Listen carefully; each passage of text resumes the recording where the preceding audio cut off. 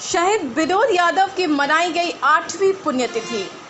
आज ही के दिन 4 अप्रैल 2014 को तेनुघाट घरवाटाड़ निवासी छत्तीसगढ़ के सुकमा जिला के बुरकापाड़ा में शहीद हुए विनोद यादव के इतने वर्ष गुजर जाने के बाद भी शहीद परिवार से सरकार की ओर से किया गया वादा अभी तक पूरा नहीं हो सका।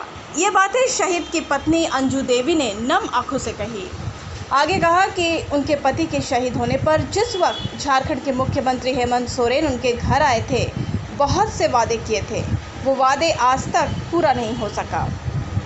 2014 4 अप्रैल को मेरे हस्बैंड शहीद हुए थे, तो 2 दिन के बाद हेमंत सोरेन आए थे मेरे घर। मेरे गांव का सारे बुजुर्ग आदमी सब कोई थे, बड़े छोटे सब कोई थे देखने वाले। बोल के गए थे कि 5 लाख रुपया देंगे, पेट्रोल पंप देंगे, ज़मीन देंगे, लेकिन कुछ भी नहीं दिया। कल परसों 2 लाख दिया है बस, कहाँ कुछ भी नहीं दे रहा है। घर में भी लड़ाई झगड़ा चल रहा है, कोई कुछ करता नहीं है। गांव का आदमी हमसे आने के पहले थाना में आके खड़ा हो जाता है, बोलता है कि जो नहीं हम लोग देखेंगे, लेकिन कोई कुछ देखने वाला नहीं है। फिर पीछे फिर तो कोई पूछता भी नहीं कि आपका प्रॉब्लम सॉल्व हुआ कि नहीं हुआ था। बस खाली थाना में जानता कि केस उस कर देगी नहीं क्या, इसलिए थाना में आके खाली खड़ा हो जाता, उन लोग के पक्ष में खड़ा होता है। जैसे लड़ाई उड़ाई करता है, उन लोग के पक्ष में खड़ा होता है। उसका है ना गार्जियन, हम लोग का कोई गार्जियन नहीं है, इसलिए सरकार को मिला कि नहीं, कुछ भी नहीं मिला।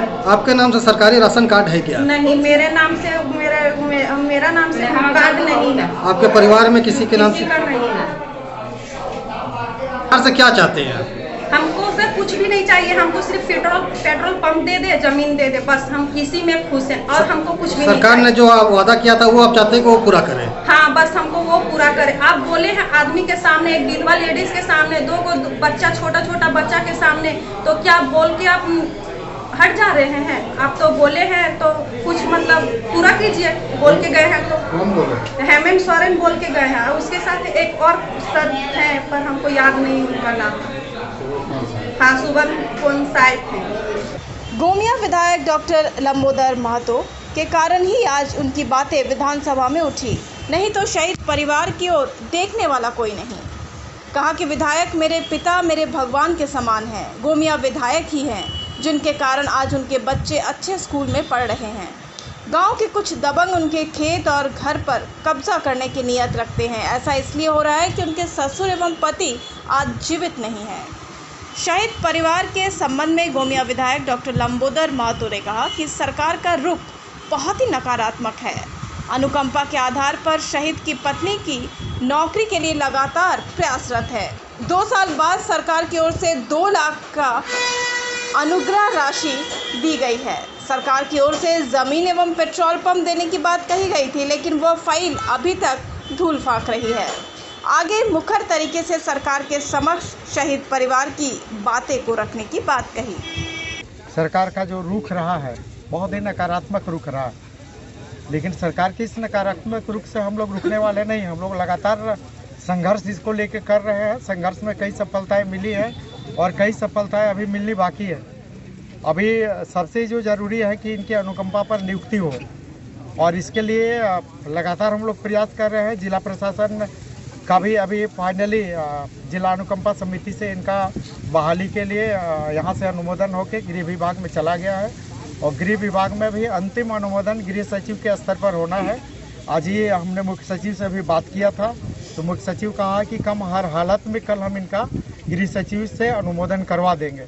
और जैसे ही गृह सचिव से अनुमोदन हो जाएगा, हम लोगों का प्रयास है कि 1 सप्ताह 10 दिन के अंदर इनकी नियुक्ति पत्र मिल जाए, और इनकी नियुक्ति भी अनुमंडल कार्यालय या अगल बगल में हो, ताकि इनको किसी तरह की कठिनाइयों का सामना नहीं करना पड़े। तो पूरा उम्मीद है कि सरकार इस महीना में हर हालत में इनकी नियुक्ति करे, और नियुक्ति करने के बाद कई मामले और बाकी है। इनको जमीन आवंटन होना है, जमीन आवंटन का फाइल भी घूम रहा है, अभी धूल फाँक रहा है।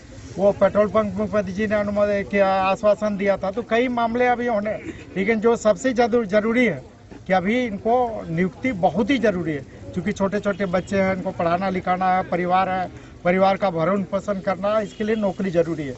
और उम्मीद करते हैं कि कल इनका गृह विभाग से अनुमोदन हो जाएगा, और शीघ्र उपायुक्त से हम लोग मिलकर कोशिश करेंगे कि जल्द से जल्द इसी महीने में इनको नियुक्ति पत्र मिल जाए और इनकी नियुक्ति तेनुघाट या अगल बगल के किसी सरकारी कार्यालय में हो जाए, ये हम लोगों का प्रयास है और पूरा उम्मीद करते हैं कि हम लोगों को सफलता नौकरी के संदर्भ में इस महीने में मिल जाएगी। और लगातार हम लोग अनुग्रह राशि का प्रयास कर रहे थे। मार्च 2020 से लगातार विधानसभा में मामला चल रहा था। सरकार ने कहा था कि 15 दिन में करेंगे, लेकिन 15 दिन नहीं, कम से कम 2 साल में ही सही, आज सरकार ने 2 लाख का अनुग्रह राशि का चेक उपलब्ध करा दिया है, जिसका हम लोग वितरण किया। लेकिन इससे ज़्यादा जरूरी है नौकरी। तो हम लोग उम्मीद करते हैं कि कल गृह सचिव का अनुमोदन हो जाए और इस महीने में किसी भी स्थिति में जितना जल्द से जल्द हो हम लोग इनको नियुक्ति करवा दें। ये मेरा प्रयास है और अगर सरकार नहीं करती है तो आगे हम लोग संघर्ष करते रहेंगे, लेकिन पूरी उम्मीद है कि इस महीने में हर हालत में इनकी नियुक्ति होगी। हम आपसे यही बात किए कि सरकार का रुख जो है ना बहुत ही नकारात्मक रहा है और उसी नकारात्मक रुख रहने का परिणाम है कि इनको ये मिल पाया। हम लोगों ने इनके लिए प्रयास किया था, आवास के लिए भी प्रयास किया था, आवास भी अभी तक सरकार ने नहीं दी। तो कई मामले हैं जो अभी तक सरकार स्तर पर लंबित है।